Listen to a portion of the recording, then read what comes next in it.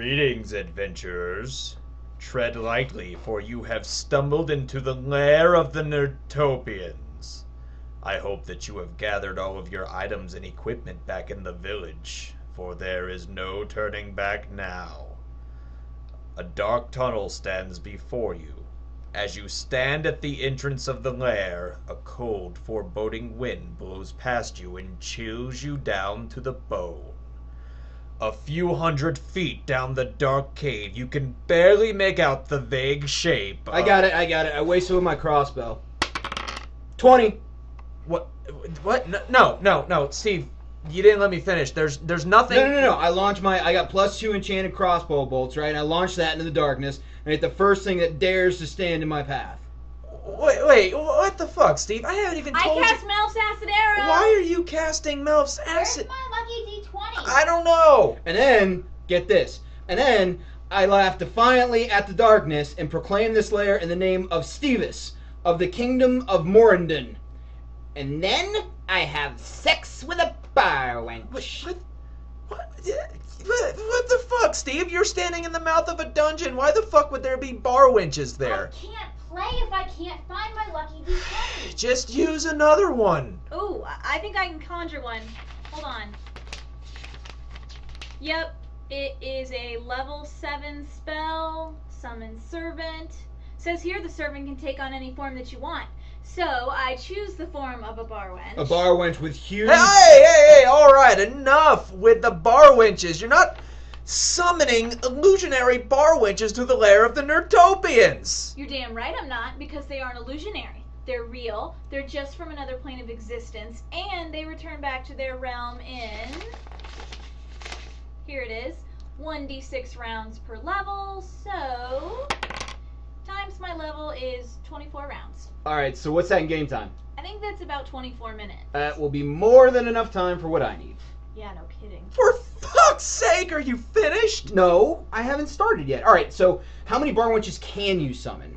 Well, just one, but I can summon 2 in 3 levels. I can't use another D20. I roll crappy with every other dice. Your D20 is not blessed by a priest of Moradin. Just use another one of the 80 fucking thousand dice we have laying around. Yeah, but that's not going to do me any good for right now. Alright, fine. I'll make do with one bar wench. No, that old hippie chick from the New Age shop, she blessed it. It is lucky. I need that D20. Well, I'm sorry if just one bar wench isn't enough for the mighty archer Stevis of Moradin. From what I understand, you can't even handle one woman. Well, I think my constitution score speaks for itself, alright? Alright, you're not summoning bar wenches, and you should have had your dice ready before we began. That's not fair. I thought it was in my dice bag. Will everyone just be quiet for 1 second so I can finish? God. Alright. Down the dark corridor, you make out the shape of a humanoid roughly 6 to 7 feet tall in appearance. It calls out to you. What does it say? It says, "Welcome, adventurers. We're about to get down and nerdy."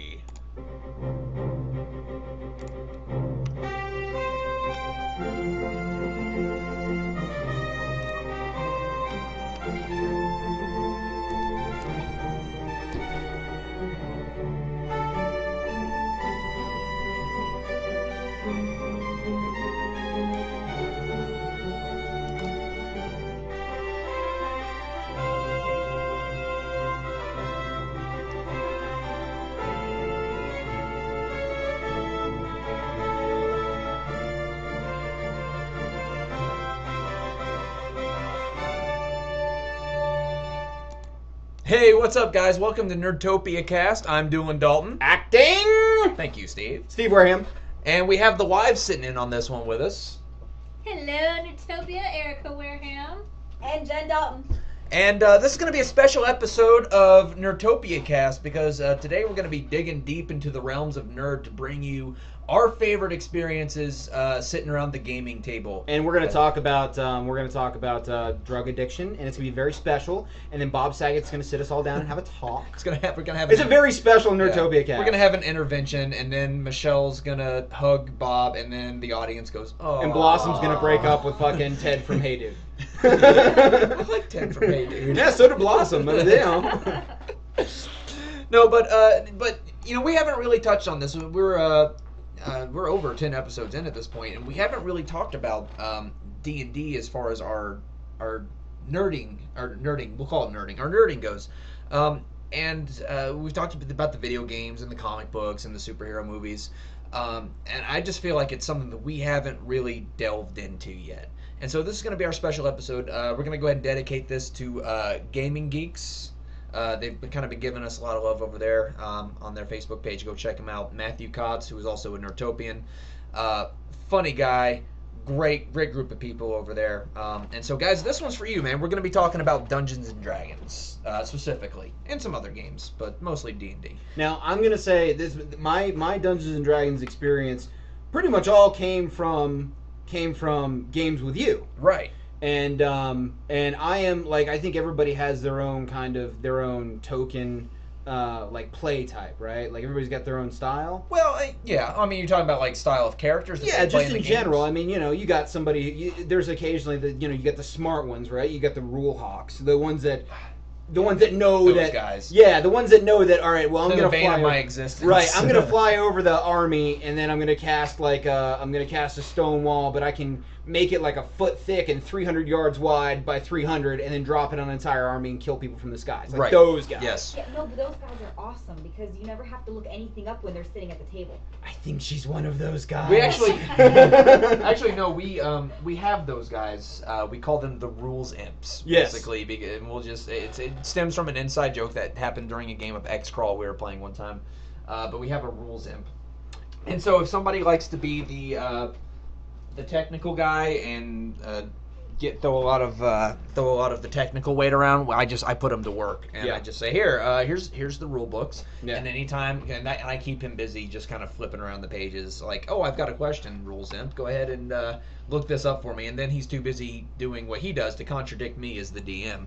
That's actually pretty smart DMing. It's like, the whole idle hands are the Yes. Devil's Playground thing. That's not necessarily my play style. I go a little bit differently. Mm-hmm. We like when you and I first started playing, I remember the first time, like, I didn't know really what to do, but you were like, oh, well, it's just kind of like acting. And I was like, well, I said it's like improv. Yeah, because you were the one who introduced me into the whole nerddom type thing. Mm-hmm. And so, like, that was never kind of my thing. Like, I was always a jock. So Yeah. when we started doing that kind of stuff, like, I didn't know what to do. It was like, I don't know what to do with my hands. And so I adopted this methodology. Mr. Hub, Mr. Jenner is ready for your interview.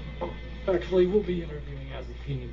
We're here to fuck shit up. Yeah, so that's little stepbrothers. Yeah, that is, if I had to describe my play style, I am generally the one who gets in there to fuck shit up. As a matter of fact, You're the Slayer. That's Yeah. the character archetype. You're the Slayer. Well, but here's the thing, like, I like to play my characters to a T, so, and usually I play, well, now the first couple I played kind of real, heady kind of shades of gray, not the first character you played with me that I really recall was you played a paladin who was like the lost heir to a kingdom, basically, Yeah, and it was pretty cool. Yeah, and then he became an alien at some point. No, he became it was a lizard man. Lizard man. Yeah, right, he right. became a lizard man. And Yeah. It was the wives are over here snickering. Oh, but see, the rules imp over here is like, yeah, that didn't happen. Yeah, it was, well, listen, it was a little... In Tolkien's world, he never would have allowed this shit. But so the last game that we played, which we played 1 or 2 sessions. There were a lot of technical issues. It was one game, and because we were trying to do it over a distance, and it was actually the second time group of people, second time I tried to start that game, and we're trying to do it over Skype, and it just didn't really pan out because of the technical aspects. And then we came into the cast like shortly thereafter. Yeah, it's hard to believe that this whole project's been is that 3 old. months now. Yeah. Yeah, but so that was my last attempt at playing. But that character I played very much kind of. And I told you when we were thinking about character ideas, I wanted to be Bobby the Brain Heenan. So for all of you wrestling fans, you know exactly what I'm talking about. It's like, the guy who rolls through and gets the guy's attention, and the other guy pulls the trunks for a sunset flip. Yes. I don't know how well those worlds mesh, professional wrestling and Dungeons & Dragons. I would think they're ideal. It's funny you should mention that, Steve. There actually is a game that I just mentioned a couple minutes ago called X-Crawl, and it is kind of the perfect marriage of D&D and professional wrestling. Oh shit. The premise of it is it's kind of like a dystopian future, sort of, but there's fantasy and there's magic involved in it as well. And you take that and then combine it with the element of the Hunger Games, where you have dungeon crawls are now a nationally televised event. Yeah. So you sign on, you compete in dungeon crawls, you risk your life, you know, it's televised, and you have characters and you give them gimmicks and catchphrases and signature maneuvers. So it's kind of that D&D meets professional wrestling sort of world. So if you've never checked out X-Crawl, I mean, it's not for heavy role playing like you would, like it's not the questing aspect of it, but it's just fun as hell to sit there and let's play after. I get to be the bushwhacker. Actually, no, I made a character that was based on the Crocodile Hunter. He was a very, very thinly veiled ripoff. I called him the Gator Wrangler. Well, there you go. Very much like jumping on the back of a basilisk. Like, oh, he's a basilisk. Oh, she's pissed off. All right, don't look at her. Don't look at her, mate. I'm gonna stick me thumb up a bumble. Fun game though. And then I took a stingray to the chest. Oh, what? Too soon. Who's related to him? Fun though, but yeah. So, what were some of your first thoughts getting into D&D? Like when I first came to you, and I was like, hey, we need a player. Yeah. And you know, first of all, I think you had the good sense to know that it would not be near as easy for me to get into if I wasn't completely stoned out of my gourd. So when I started, Steve went along with pretty much anything. Once I got high, with the exception of people driving, because that caused me to curl up in passenger seats. You're driving too fast. You're driving too fast. That's a whole nother story for a different show. We'll have the very special Blossom substance abuse story later, because I can do it. I can do 3 hours on that. But I'm excited. yeah, I'm so scared. So no, my first kind of couple getting into it was, all right, well, I got to do fucking paperwork, so the strike one. He's like, all right, we'll roll to see how much gold you have. I think it was his third edition when we started you out. We were past second edition at that point. It was it was third edition, but no, 3.5 was out. And no, I think we were playing second edition because were we still in second? Yeah, because no one. Yeah, we were purists. We're like, we're not going to third. Third edition is for people who don't know how to play the game. That's me. We were broke and didn't want to buy the books. Is what that. And so you know we I can speak for myself because I'm not going to out anybody's substance abuse issues, but I smoked a lot of weed, and then I went in and played the game, and it was, I mean, the first session was kind of fun. It was, I guess I was taken to it a little bit because it was just like fucking act, and I'm like, I can do that. I've done that for a long time. Just go. Yeah. Just like fucking talk. Tell me what I can talk. You have your character sheet and you're like, well, what do I do? I was like, we're gonna tell a story. Yeah. You pretend like you're in the story, and you tell me what you're doing, and then we'll tell you what to do from there. Yeah. So I had an idea of how to flesh it out, and when it was done, I was kind of like, all right, so we'll do it again next week. The people that we were playing with, at the place that we were playing, so the first week was all right, we're going to get him hooked in by playing on his penchant for being baked out of his gourd. Week two, they added in desserts. So I mean, after that, peanut butter pie around the table. Yeah, that was peanut butter pie, and then peanut butter pie and Dungeons and Dragons go together like peanut butter pie and Dungeons and Dragons, like Tango and Cash and pot. Yeah. So that was kind of getting it, but then after that, the story was kind of. The story was good, and the character, the ability to be able to take a character from not being on stage for as long as I was, and mold that character in any sort of aspect, kind of got my creative juices flowing again, and so that kind of was my calling. I didn't really care much. I still don't care much for the technical stuff, right? But the role playing and the improv stuff was my thing. Absolutely, man, and that's something I've always said about Dungeons and Dragons. You know, people have come to me who have no clue what it is. Like, what is it? And I think, like, what is the most non-nerdy way I can explain it to a non-nerd? And I just say, you know what it is, man? It's interactive storytelling. Yeah. And that kind of puts it on a level they can understand. Like, well, what does that mean? I'm like, okay, well, you've got a storyteller, and he's gonna lay the setting for you, and everybody else just assumes roles in the story. Yeah. And then you just kind of, and you guys kind of, everybody else kind of writes the story, and the dungeon master, the storyteller, just kind of molds the story around that based on the world that you create. I mean, he lays the setting, and then you make the actions that cause the reactions in it. And then I looked at you and said, "What?" And then you looked at me and said, "You want to get high?" Yeah. And the rest was history. No, but I think, and it's kind of cool, man, because, whether people that play role-playing games, whether they know it or not, man, I've always said this, role players are kind of some of the last great storytellers of the world. I mean, you've got people in Hollywood, and you've got authors, and they tell stories, whatever, but where role-playing games differs from a story is it's a shared experience. I mean, you and I can both read a book, and then we can sit there and talk about it. I don't read. Okay, well, we can watch a movie. Yeah. And we can sit there and talk about it, and that's a story that, we can both talk about. But let's say we were both adventurers in this D&D party. That's a shared experience. That's something that, on a certain level, our imaginations, we went there together, and we shared in this story. It's like we had brain sex together. Speaking of which, I got nothing to say to that. Yeah. Well, and I want to make sure that we get the girls a little bit in here. Yeah, we got to get them in here. They're sitting here quietly. What? I hear what you said. I'm gonna get to you in a second. I'm gonna get to you first because I'm legally obligated to you. So you told me once of a story that I think it's appropriate to share here. Of the first time you came, because Dolan and I were living together at this point. The first time you came over to the apartment, and you decided that just tell that story because I think that fits here. Do we have a D&D story? Kind of, sorta. Okay. This is about the first time Erica came over to the apartment, and the first thing that she noticed, and how she decided that she was gonna stick around. Go ahead. Let's start. Well, so I came into their apartment and I noticed a bookshelf. Mm-hmm. Over in the breakfast nook area. In our tiny apartment. Our entire apartment was pretty much a breakfast nook. It was like a breakfast nook and a couple bathrooms and 2 bedrooms and 1 bed. Figured it out. Well, the boys had done an excellent job. You could tell they had a great time at IKEA picking everything out. Yeah, no, it wasn't IKEA. Like, if there was an off-brand to IKEA, it would be like, off-brand. Wikea or something. Yeah. No. Create end tables and our furniture was sold to us by a guy with a trench coat. He's like, opens up. He had a trench coat of holding. He was like, "Hey, you want to buy a love seat?" Holy shit! Yeah, exactly. Where did that come from? You have a pocket dimension in that thing. Yeah. You have all 3 pieces of a sectional in there. Yeah. That's great. I noticed they had a bookshelf full of D&D books, and I was like, these are some people I want to get to know.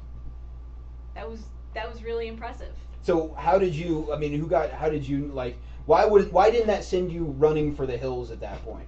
Because most reasonably attractive women would look at that and be like, "Ooh, I got to get out of here." Like, I really honestly wish I would have thought to hide those books before you came in back in the day. Like, now I'm happy with it. But, like, back in the day, I'm like, oh, shit, I should have put a towel over that. But they hid the porn, so, I mean, Not well. Not well. Speaking of which, didn't I give my porn to you? Did it go somewhere? You did? Well, no, I don't. I think I just tossed it out because you handed me a bunch of magazines. You're like, here, because I'm getting serious with Erica here. I need to get rid of this. I'm just like, what the hell do you want me to do with this porn? It's like, it's porn. Figure it out. And Erica's like, excuse me, I didn't get to look at those first either. Yeah. No, why didn't it send me running for the hills? No, so, like, why, where did this come in, like, when did you experience it the first time? It's like, this is cool. Like, I'm happy by the fact that I see these books, because I know... Well, I've been playing D&D for a long, long time. Long time. So... Are you a Highlander? I am. There can be only one. She's playing D&D back in the age of the D&D. Yeah, exactly. I actually played very first edition, red books, orange dice. My brother had an original kit, and I started playing when I was probably 6 years old. Really? Really. See, I didn't know it went back that far. Yeah. What he would do is he would roll up campaigns that my sister and I could play, because my older sister was 2 years older than I, and then my brother was 4 years older than the two of us. Right. And he would roll up simple little campaigns that we could play. We also played with a couple of other family members that were a little bit older, and they would roll up campaigns specifically for us. Which, that's cute. Yeah, with that system, it was really easy to do because it was all D6s. Right. So this was the first edition system? Very I've never first played edition. it. Yeah, very first edition. Okay. And basically, they were just opportunities for us to work on our role-playing skills and just have a good time. I mean, we had a campaign where all we did was each of us pursued a different color dragon. Okay, yeah, Because, that's easy. Yeah, each dragon had a different treasure. Well, a story, but you're a kid. Yeah, well, and, you know, so we went around and we helped each other out. And then we would defeat these dragons, and then we would get our prized item, and then we'd go help the next person. Right. And it was, you know, it was fun. every one of us got to have a little adventure and slay a dragon. And how old were you when that went down? That campaign, I was probably about 9 or 10. Oh, okay. It's a good age. So, yeah. I've been playing ever since then, just on and off whenever I could get an opportunity. Yeah. And as a matter of fact, I had just, you know, the group of friends that I was hanging out with when Stephen Doolin moved up, we had just finished a campaign. Yeah. So I had already played with the 3rd edition rules, and I was really excited because I didn't own any of the books myself. Right. So that was cool. That's fun. Yeah. So does anybody have any, like, you ever have any of the such situations where, like, you were playing a game and, you know, the DM just totally F's you over? Oh, I have a ton of stories because you've been my only DM, but I'm going to defer to somebody else who you've only been her DM. Oh, Jen. Has he ever picked on? I'm deferring to Jen. Has he ever picked on you in a D&D session before? No, he wouldn't get laid that night. Oh, No, okay. that's actually not accurate at all. But he's like, no, I would totally still get laid. Jen has actually only played in like one real campaign that I did. It was a pretty long-running campaign, and God, it was so much fun. it was. I mean, well, I like this particular game. I really threw myself into the storytelling aspect of it, and so I pulled dice quite a bit because I didn't want to see the characters die unless the story warranted it, or unless they were just getting really too brave, you know, to kind of keep them in line. But I mean, other than that, I really wasn't about killing characters in that game. Yeah. But that was a pretty badass game. That was one that I based on the Land of Oz. Yeah. And I've told you about it several times, and you're probably sick of hearing about this, but the listeners don't know anything about it. Not nearly as campy as it sounds. Yeah, It's it's actually people. really awesome. Well, my friends came to me like, all right, Doolin, we haven't played D&D in a while. Why don't you go ahead and run a game for us? And I said, all right, that's fine. Well, what do you want me to do? You want me to like just take a campaign out of the book? No, man, make a homebrew of some sort. I said okay.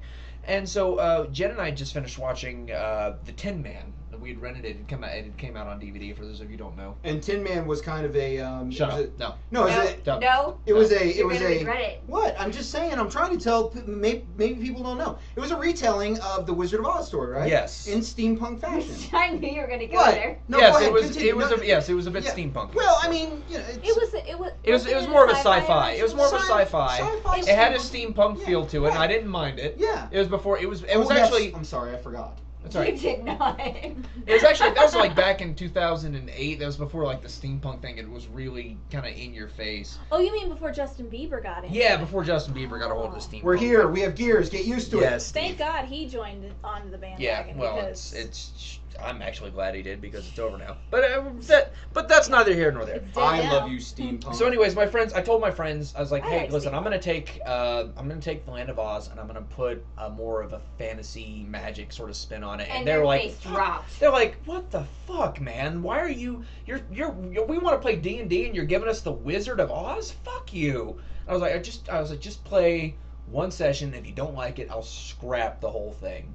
And from there, it turned out to be one of the most badass campaigns I ever ran. And thank God that they did like it because you put so much prep time into that. Oh Yeah, my well, God. I knew they were gonna like it. I wasn't really concerned about it. But that was one of my most fun games that I did with a group of friends.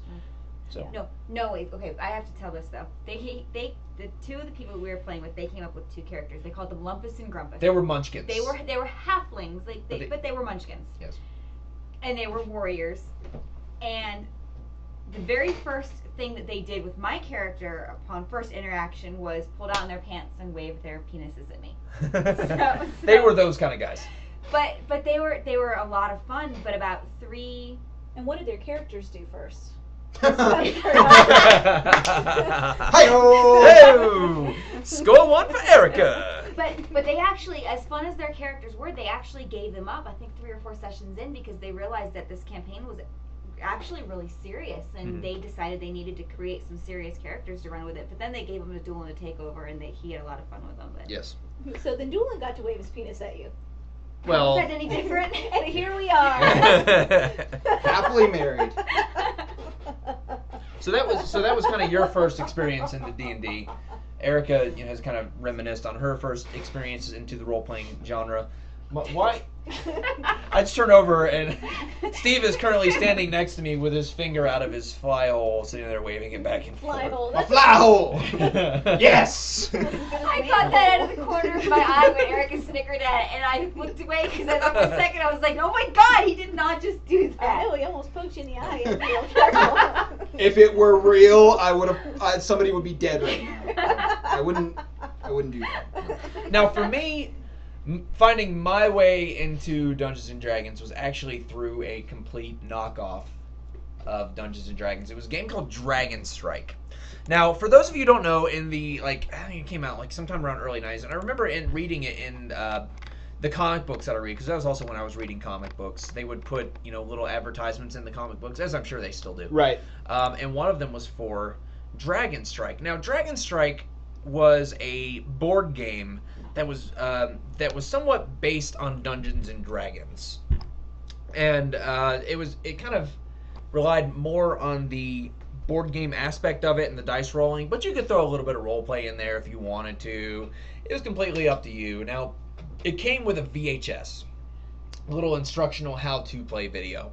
And I remember watching this with my friend Pippin. I was probably about 13 years old, thinking, my God, this is the most badass game I've ever seen in my life. And this was kind of my intro into the role-playing Dungeons and Dragons. Mother of God.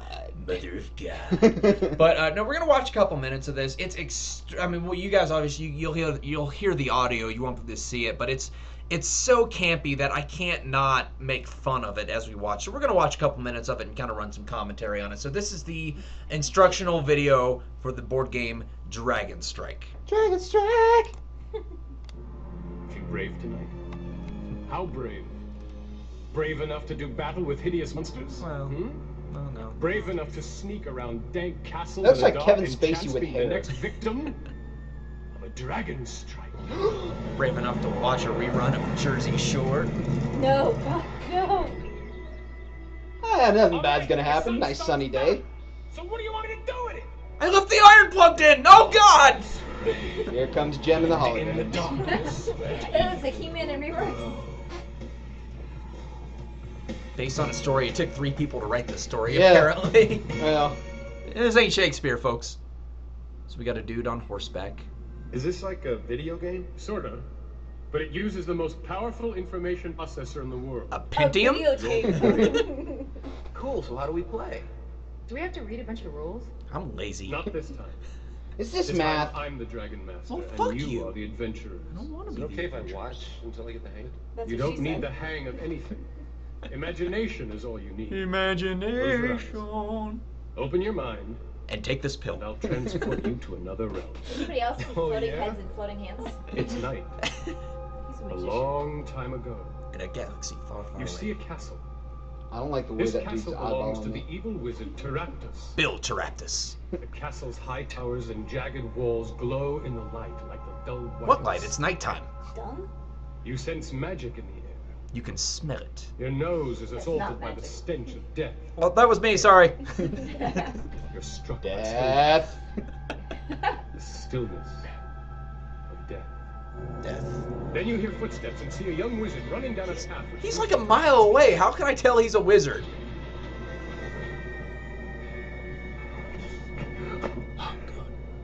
That's a fox on his head. No, it's Davy's bucket. Do a barrel roll! Use bombs wisely. He's stumbling. I bet he has a story to tell. He's coming from the evil wizard's lair. He's been stabbed. He's got obligatory blood mouth. See what looks like a dagger sticking out of his back. But it's a Is he a good Cheeto. guy or a bad guy? You will know soon enough. Alright, that's enough of that. That's Now enough I'm of going that. to So take you to a very that's a little. I mean, it goes on. That's like a 30-minute long video, and it takes you through like the adventures and their entire adventure to build Teraptus's lair.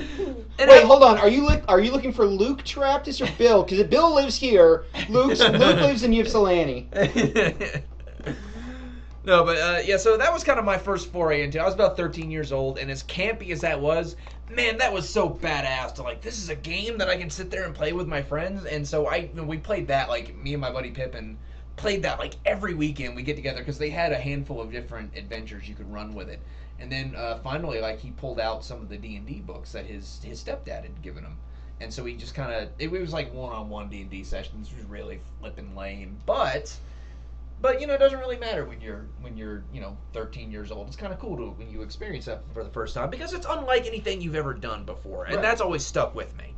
And once you know, Dungeons and Dragons, you know, once you've experienced that, you go on to experience other things. It's, you know, it's a gateway drug. It is. Well, it's true because, you know, in a way, because you get really into that whole aspect of storytelling and gaming, and so that's why they have like so many other games out there for role-playing, obviously. So, like, I've dabbled in World of Darkness a little bit. Mm-hmm. I've played Rifts. Have you ever played Rifts before? Rifts? Yes. No. Rifts is a badass game, man. It's, the system is really freaking complicated. Yeah. So I don't care much for the system, but it's like a post-apocalypse future, and there's a nuclear war, and...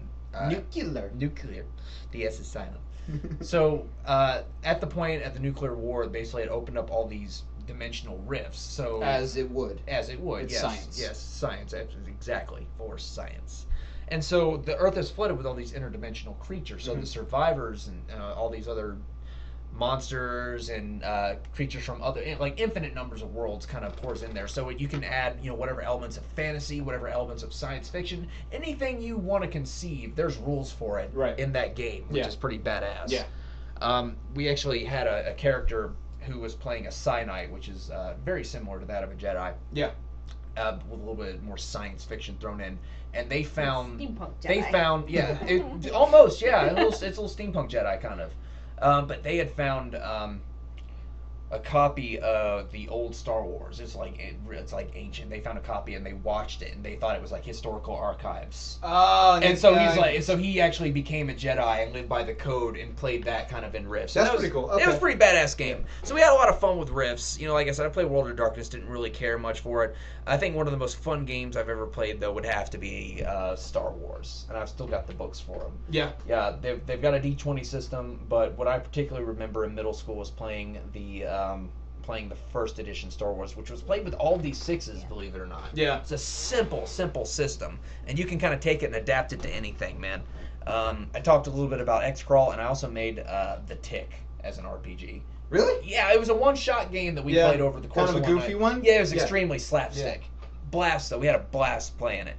So, what are some of the other games that you guys have played aside from D&D? Anything? I mean, as far as tabletop games? Yeah. Honestly, like, my tabletop experience is pretty much limited to D&D, other than, like, I was invited to play Vampire the Masquerade games back when vampires were cool, before they sparkled. Right. And I mean, I guess that seemed like it would be all right, but I never got a chance. So, you know, I'm pretty much a purist as far as that goes. I mean, it's tough enough for me to learn one system, much less like an entire like system of like D6 versus D8 versus D10 versus D12, shit like that. So fair enough. Yeah. Well, so you know, I played D&D all through my high school years and through college. And about 10 years ago, there came this brilliant low budget movie made by a handful of college kids. Yeah. Called themselves The Dead Gentlemen. Okay. They made a movie called The Gamers. Okay. And there's actually a sequel to it.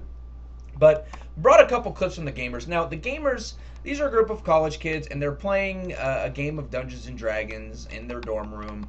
And it's just funny because there's a lot of tongue-in-cheek stuff, and it's very inside humor. So if you've ever played a game, you've played it. You might not know these guys, but you've played games with these guys before. Okay. These are all of your gaming archetypes, and how they play and how they interact with each other. So you've interacted with these guys. So this is a little clip from The Gamers, particularly what happens when things go awry in the game. Across the river. Wait. Across the river. Shouldn't we, like, bury him? This is a character give him death. A proper funeral? I agree. Thanks, guys. Yeah, dude, we get like 15 piety points per level when we bury a party member. And since he was level 6, that'd be like 90 points. Booyah! Booyah! And that'll totally make up for that orphanage we burned down. Alas, poor Ambrose, we hardly knew thee.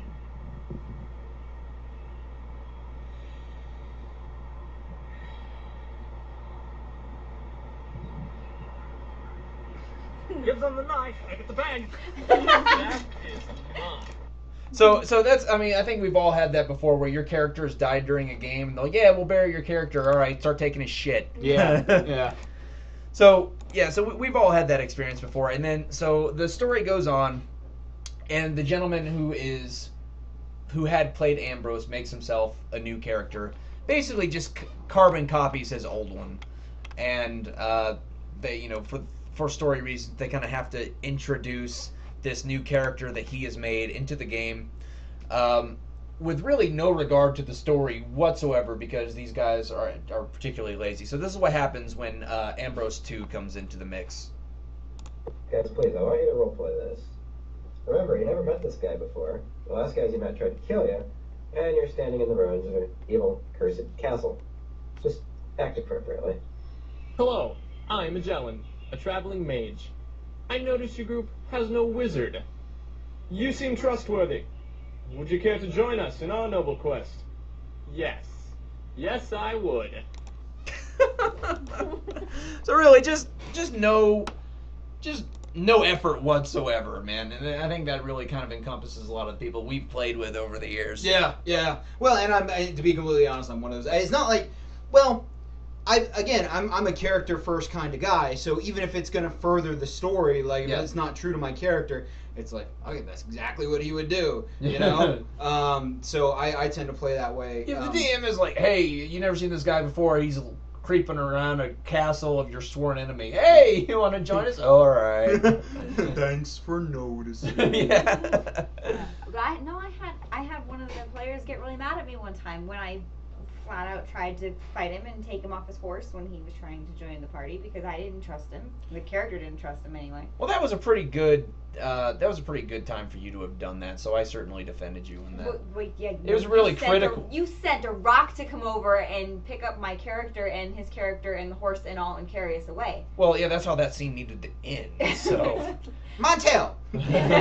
I'm just saying that's you guys had to end after that scene. You guys needed to be captured at the lair of the villain. And you guys were kicking ass. So I'm like, why did you bite me? Because you pinned my hands and I couldn't do anything else. Yeah, but you didn't have to bite. I didn't bite you. It was your character. I think what she's trying to say here is that you need to do a little bit more listening in your dungeon mastering. Dr. Phil, I waste him with my crossbow. Hold on. 20. Well, that's just not going to work out very well for you. Oh man. So, you know, having grown up with gaming and such, I remember back in I think like circa 1998. You weren't really this is prior to you being into Dungeons and Dragons. 1998. Smash Mouth was the summer hit. Thanks, Casey. Casey. So maybe you remember, Erica, because you were playing back then. You remember a little film called Dungeons and Dragons at the theaters? Dude, I watched Dungeons and Dragons. The movie? Yeah, because I was a big fan of Marlon Wayans. All right, you're going to have to get out right now. I'm kidding. No, but I did see it. No, Marlon Wayans is a shitty actor. What? I'm sorry, go ahead. So a little film called Dungeons and Dragons came to the big screen. I remember I was so freaking excited, man. I watched the preview for it. And I got all excited, and me and my friends gathered an adventuring party. And we didn't really gather an adventuring party, but we gathered a party, and we ventured down to the movie theater. And we saw this movie, and I remember like sitting 30 minutes into it going, dear God, this movie's a piece of shit. And I think I figured it out. There's a scene where one of the henchmen comes and he has the evil wizard's men with him, and they storm the Thieves Guild. And this is a level of the acting involved here. So I think this is a moment of real Shakespearean quality acting here in the Dungeons and Dragons movie. Must be joking. I never joke when majors trespass in my guild. Wow. Yeah. In my guild. Yeah. It didn't end well. No, I can't imagine that it would. Plus, the dude had blue lips, so yes, that's always a problem. Yeah, I never actually got a chance to see that. In Oh, you didn't theaters. see it? Oh my gosh! It had Thora Birch, who was at that time right before I think she landed her role in American Beauty, and she didn't really do much after that, I don't think. But Jeremy Irons actually played the villain in it. He was the Thora voice of Birch did a Smart. lot of movies. So if she was young, She was very young in Yeah, I was that. gonna say there's probably a few things between that and American Beauty. Well, but- American Beauty was like 99. This was 98, so it was like had to be like right before. But it had Jeremy Irons. I was like, oh, cool, it's got Jeremy Irons. That's a really good actor. You know, he plays a great villain. And his acting was just god awful in that movie. Although I don't really think that was his fault. Yeah, it was just a very weak script. And you go back and you watch the special effects from that now, and the whole thing is just really campy and cheesy. So it was a real big disappointment. I kind of wish they'd gotten all of the Wayans brothers in there. To be honest with you, I mean, look, if you're gonna hold on, no, wait, hear me out. If you're gonna wreck a movie, right? So if you're watching this, you're like, oh man, this is really not turning out like. What was a fucking movie with Sean Connery as the and all the book dudes? League of Extraordinary Gentlemen. I didn't think that was that bad. Well, it wasn't, but I enjoyed there were it. a lot of stories like going through production where they were like, oh shit, this is not working out, and they salvaged it to a C+. Yeah. You know, and the reason you probably didn't, you was like, that wasn't that bad was because they brought it from, when they were filming from an F, and like your expectations were shot. For a steampunk movie, it was pretty good. Yeah, well, yeah, it was, but it was the same reason why I liked Green Lantern more than most, because I had no expectations going in. Yes. And everybody else was like, oh, this is gonna be awesome, and it sucked. It didn't suck, but I mean that colors your judgment. So I think what they should have done is like mid-screen, they're watching the movie fall apart, and they're watching Jeremy Irons, and they're like, "Oh man, we got to do something. We got to give this guy a little bit of credit." I think at that point you should get like Homie the Clown and Shanae and Fire Marshal Bill. Martin Lawrence is not one of the Wayans brothers, sir. Yeah, he's like a Wayne's cousin. No, that's not. They were on the same station. Are you saying they all look alike, Steve? No, I think that's what you're saying. No, they were on the same station. And then they were both on Fox at the same time. Yeah, they were both on Fox. They were like right next to each other. Steve. Martin and Living Color. Martin. But that doesn't make them related, Steve. Well, I didn't say that they were related. I said they could be cousins because They're they're a all big part of funny, the Fox right? family. Yeah, if you exactly, they're Fox cousins. So does that mean Bart Simpson like related to the Wayans brothers? Yes. Yep. Yes. So anybody who was on Fox at any given time is related to the Wayans. Only they were running at the same time. Yeah, it just depends. Some of them are Wayne's second cousins. Don't do math. You're doing a show. No, I'm trying to think. What else was on Fox? Married with Children. Yeah, I was just going to. So Al Bundy is related to the Wayans brothers In a way, in a manner of speaking.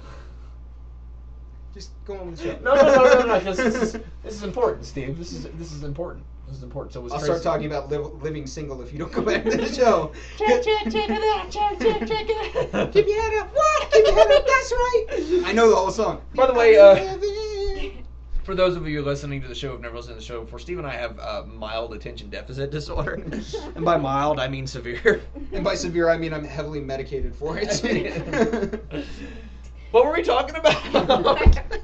Overton? Dungeons and Dragons, the movie. Oh, that's right. It was a bad movie. So what were you gonna save it by bringing in the Wayans? Yeah, I just think you bring in the Wayans brothers, and you make a couple of jokes and a couple of bucks, and you just move on with your life. Fair enough. Yeah. Yeah, the only thing I remember about the Dungeons and Dragons movie was being 16 years old and going, no, I wouldn't want to go see the Dungeons and Dragons movie. I'm a 16-year-old girl. I'm way too cool for that. What? Does anybody want to No. go see Dungeons and Dragons with me?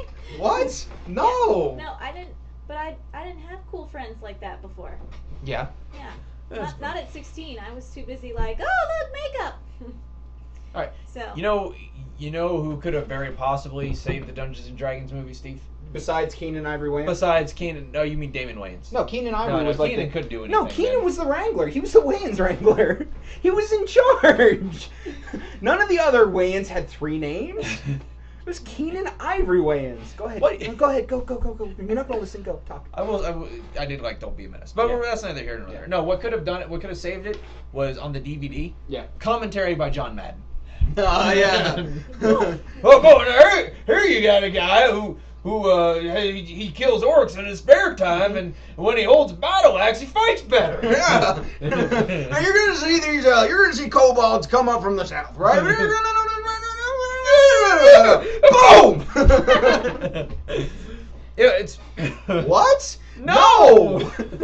It's like, you know, I was sort of thinking, like, you know, what would John Madden be like as a dungeon master? Well, just in case you're wondering, I did find this clip online. So this is John Madden, Dungeon Master, which kind of appeals to Steve, since you were more of a jock. I should have just shown this to you to begin with. Yeah, this would have recruited me right here.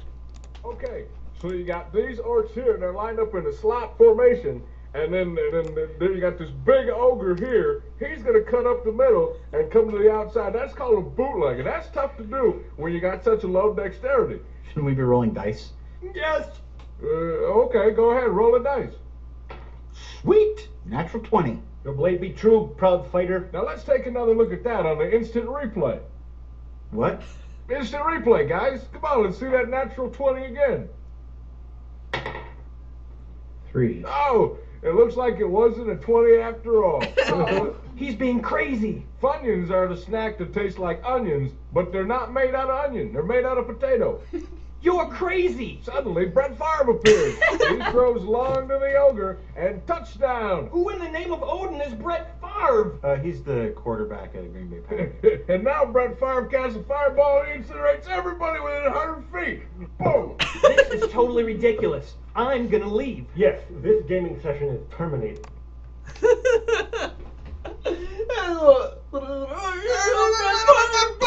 There you go, Brett Favre. Now, Brett Favre, he's a guy, he's a paladin, he's a ranger, he does it all. He's a mage in his spare time, he's also a very accomplished barbarian. There you got a dragon, and the dragon's gonna come through, and you're gonna ride up the middle, right? And you got these warriors coming back through the middle, and they're gonna try to block them out with the dragon, right? And boom! What? No! Oh, it's fun times, man. So, yeah, so going through the years, playing D&D and seeing stuff like it's we D&D fans, you know, we realize a lot of people kind of poke fun at us, so we combat that by, you know, we're first to poke fun at ourselves, I think, because we realize that not everybody gets it, and I think that's the most important thing is you have a little bit of fun with it.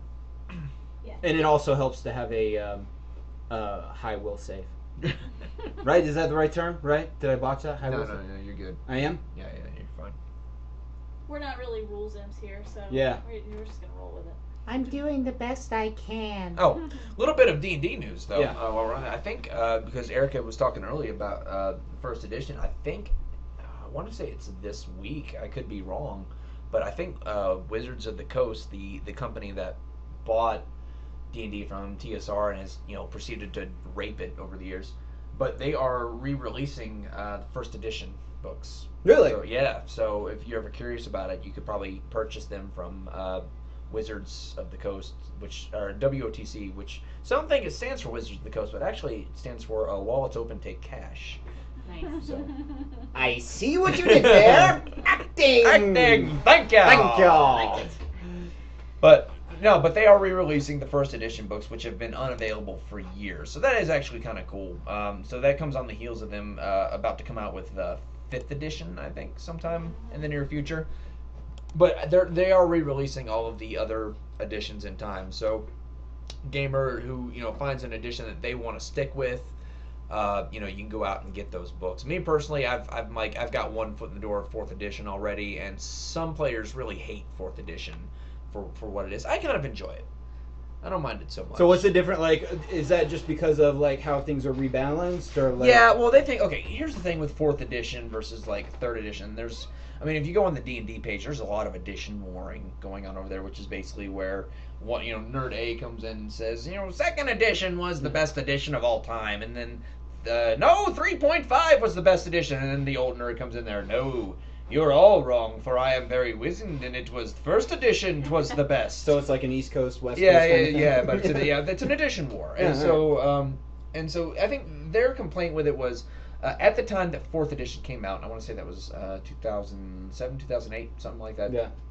When 4th edition came out, World of Warcraft was like reaching its pinnacle. It's huge height. I mean, it's still big now, but it was biggest. It was huge back then. So everything was revolved around World of Warcraft. Right. So they built a game in which I think they kind of use those character archetypes as the basis of their character building. Right. Their character building tools. Yeah. So there's a lot of people that were really angry about that, and then I've heard a lot of gripes about it, and then one of them said it's unbalanced. Some of them said it relies upon the DM to be an entertainer rather than a rules master. Yeah. Which for me, you know me, man, I'm a performer, and I never had any problems with that. So No. so fourth is actually where I've enjoyed. Although I did enjoy third, and I think if I could go to any one edition and stay on it, I'd probably go back to second. I think Yeah. the second, because that was the edition I grew up with, and it was a little bit more complicated, but I enjoyed it. You had to do like algebraic equations to find out if you hit the monster. Pie! Yeah, pretty I much. roll pie! Oh man, how we doing on time here? We got a couple extra minutes. One of the things that that I don't know if you want to do this or not, but we because we covered this in the prequel episode. Yes. And we haven't touched on it since then, and it's a cute. I think it's kind of a cute story involving you and I. Oh boy. Okay. Well, you know where I'm going with it. Like, Yeah. But it was a cute story. Now I had the privilege of telling it last time. Yeah. Oh, I don't want to tell the story. You don't want to tell the story? No, I'm not gonna. All right, You all right. tell the story. All right, I'll tell the story. All right, fair No, enough. you go. Sorry, no, you go. Yeah, You go. Oh yeah, we'll both go. All right, so I'll tell the story because it was the last time we mentioned this. Yeah, the last time we mentioned this was the prequel, and so it was kind of one of those things that we probably didn't get listened to as much, and this is our kind of if this was a Taylor Swift music video, like this would be our the fucking guy with a sign holding it up, and the girl's like, "Oh, I love you too." It's like, "Oh, that's what I was gonna say." That's Oh, cool. you belong with me? Yeah, whatever. That's so precious. Yeah, it's cute, right? So we're gonna go like this is after, of course, he realized the weight of my heart was through mind altering drugs and baked goods. So we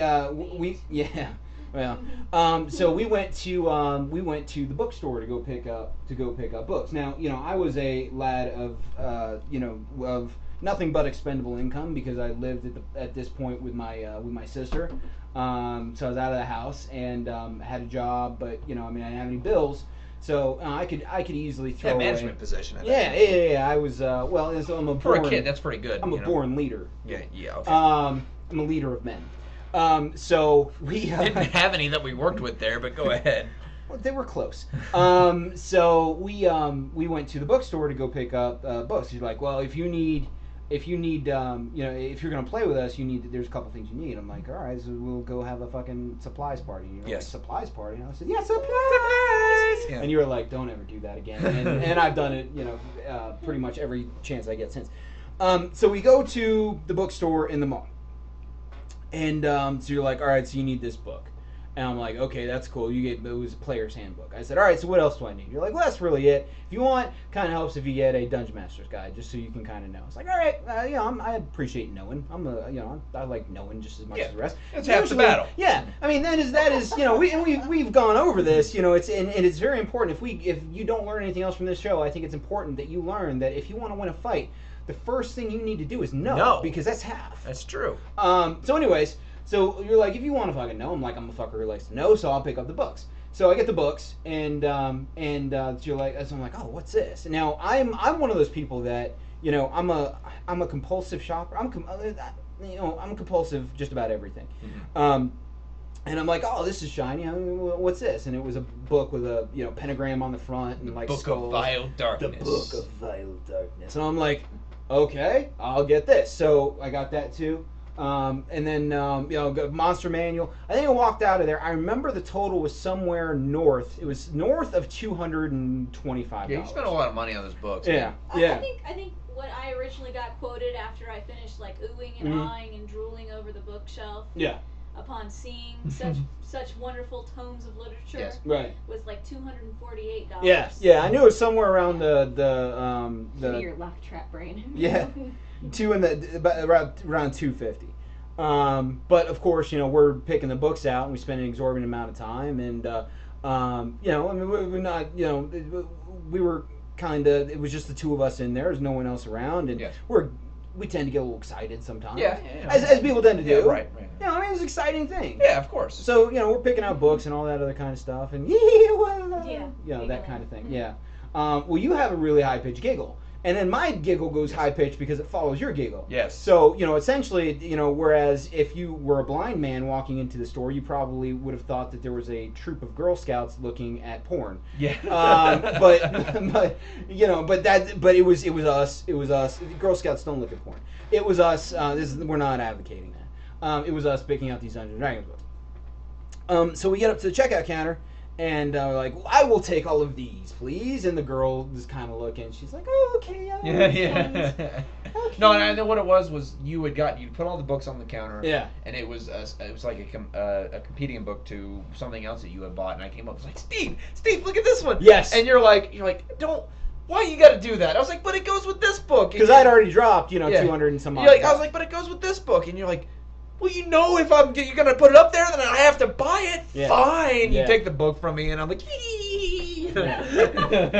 So, this girl is checking us out at the counter. Now, by checking us out, I don't mean checking us out. You'll get more into that later. I totally thought she was, man. She might have been. I have well, zero. Obviously, she wasn't. Yeah. She's like, oh, see, you guys play together? Like, yeah, we're totally gonna play together. It's gonna be awesome. She's like, oh, that is so adorable. I'm like, I know, right?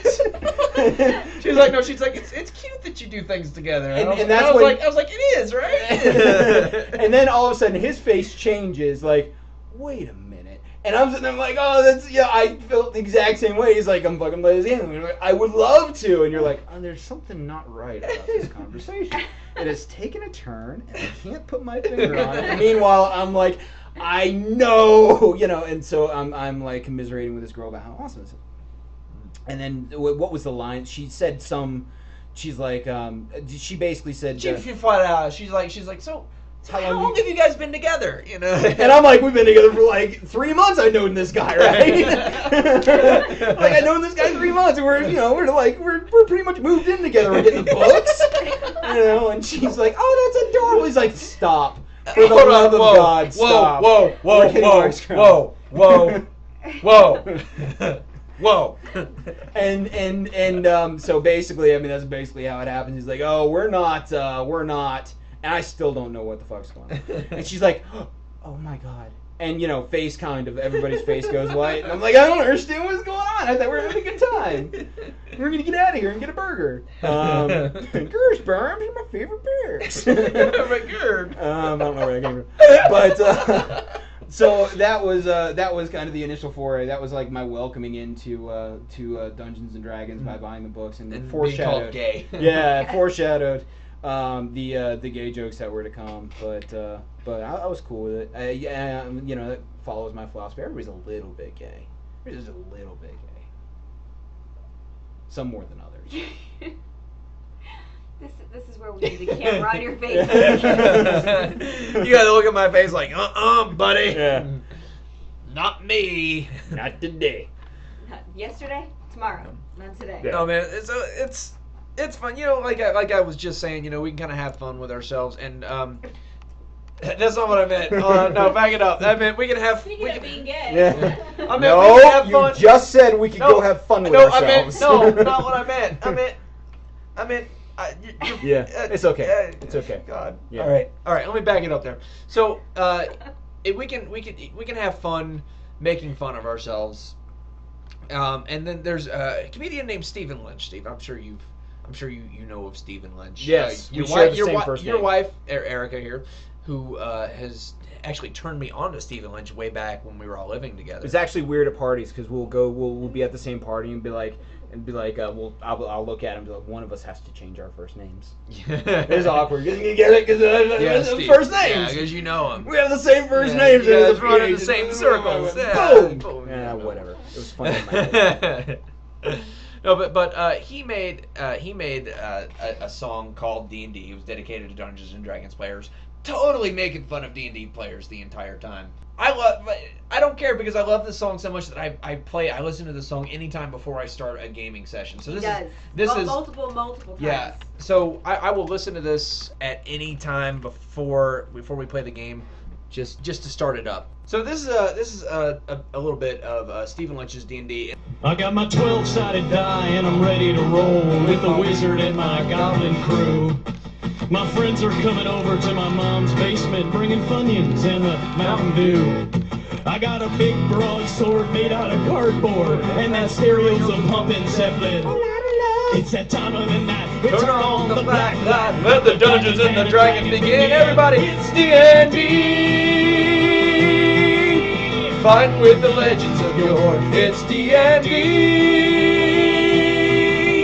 Never kissed a lady before. Nope. Woo! Bring the thunder, man. Come on. Let's go. Do it, baby. Do it. Now. So we won't play the whole thing, but it's just a little taste of it. Man, if you've never heard it, if you're a fan of Dungeons and Dragons, and for some reason you've never heard that song, man, go give it a listen. So, I think that's going to wrap us up for this week, man. So, Gaming Geeks, this one's been for you guys, Dungeons & Dragons RPG players. We hope you guys enjoyed it. If this is your first time listening to the show, come on over to Facebook, like us there. You can check us out on Twitter, or go to our website. Just for the latest, we've got our shows on there. We've got some team of very talented writers are putting up new content up there. Literally every day, new stuff goes up on that website. May or may not have cell phone hacked leaked pictures of various Hollywood starlets nude. May or may not. I don't have any promises. You're gonna have to. It's like the Reading Rainbow things. Like, you don't have to take my word for it. Yeah. But yeah, we hope you guys enjoyed it, man. If you like what you heard, keep coming back and listen. You can subscribe to us on YouTube. Come back and listen to us, man. We do it. We put it out there for you guys, so like-minded nerds like yourselves have entertainment. So for NerdtopiaCast, I'm Dylan Dalton. I'm Steve Wareham. I'm Jen Dalton. And I'm Erica Wareham. Wait, hold on. Look, I never get to do this. Let me just sign it out one time. There's one thing I want to try. I just want to try it. Okay. If it doesn't work, we can cut it out. All you ever do is ask. Okay. Yeah. You guys ready? All right, hold on. Hit it, rockapella!